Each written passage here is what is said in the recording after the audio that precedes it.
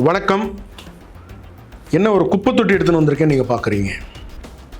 பொதுவாக நம்ம வீட்டில் இருக்கக்கூடிய குப்பை தொட்டியில் நம்ம சாப்பிட்ட மிச்சம் மீதி இல்லை நம்ம வீட்டை க்ளீன் பண்ண அப்புறமா இருக்கக்கூடிய குப்பை இதெல்லாம் நம்ம போடுறது நம்மளுடைய பழக்கம். ஆனால் இது என்ன குப்பை தொட்டின்னு நான் சொல்ல போகிறது கிடையாது, நீங்களே புரிஞ்சுப்பீங்க. முதல்ல கரப்ஷன், ஊழல்.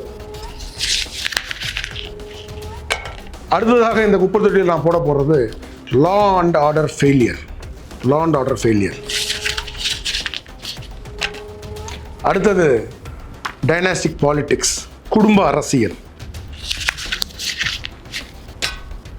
அடுத்தது ட்ரக்ஸ். அடுத்தது கஞ்சா. அடுத்தது லிக்கர் ஸ்கேம். அடுத்தது ரவுடிசம், குண்டாயிசம்.